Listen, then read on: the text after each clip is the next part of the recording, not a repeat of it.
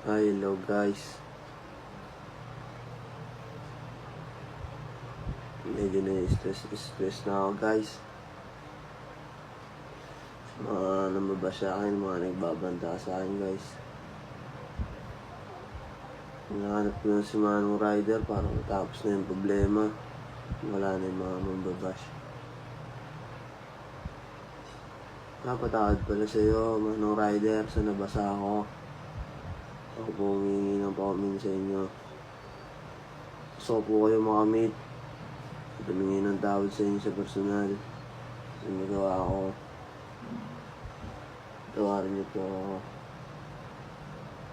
Kung napapanood niyo po itong video na to, kontakin niyo po yung Dexter Castro.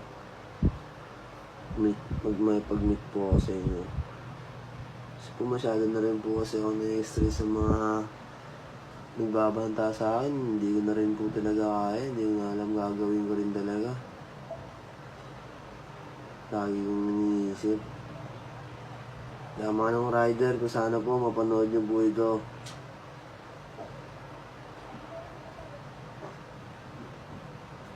Mapanood niyo po itong video na to. Kaya comment po kayo dyan. Kontakin niyo po yung Dexter Castro. Ako hihingi po ako ng paumanin sa inyo sa personal. At hindi lang po yun, bibigyan ko rin po kayo ng helmet. Pati kapote para po sa inyo. Wala pong mabalubag-lubog dun.